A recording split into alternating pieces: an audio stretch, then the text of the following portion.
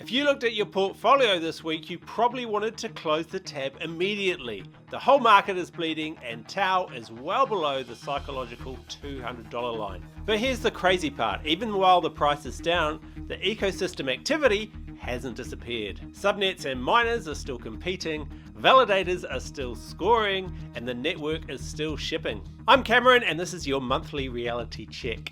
We're going to look at why Crunch just opened the door to 11,000 plus ML engineers to potentially mine BitTenza.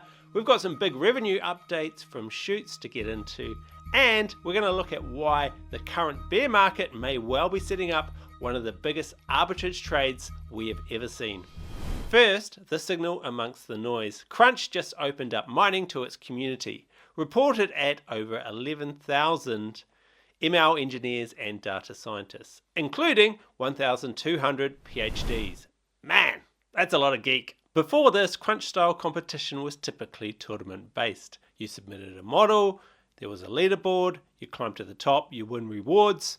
It's like winning a race. The tangible difference is, instead of a one-time prize, these builders can submit models as miners. They get rewarded by the network over time. Translation, a big pool of competitors could become long-term network participants. While everyone is panicking about the TAO price, let's look at some actual usage.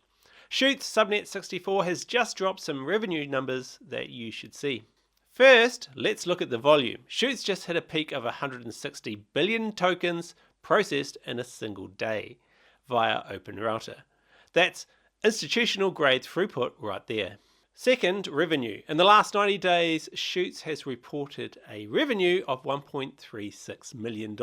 This is the metric that really matters. Their current revenue covers around 30 to 40% of their daily costs, and that is specifically paying their miners. Now remember that all of that is before the roughly 9% TAO emissions they get for just being part of the BitTenza network, which they're currently using to pay their miners.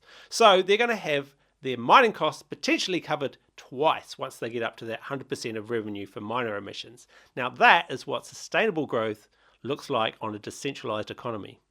And they're not just stopping at text, they're running Chutes Search, enabling live internet access for AI agents, and sandboxes, isolated environments to launch AI agents safely.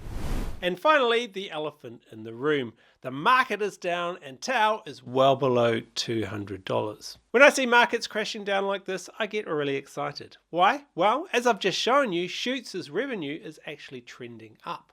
But because Chutes' alpha price is denominated in TAO, and TAO is being driven down, not because anything that's wrong with BitTenza, but because of the macro environment for crypto is being pulled down, that means that the alpha price for Chutes is also trending down. So you've got revenue trending up, you've got alpha price trending down, and the difference between those two creates a huge arbitrage opportunity. As the saying goes, fortunes are made in bear markets and collected in bull markets. I'll certainly be watching that arbitrage opportunity very closely. February is going to be a real test of conviction. I'll be here tracking the metrics regardless of the price. I'll see you in the next one.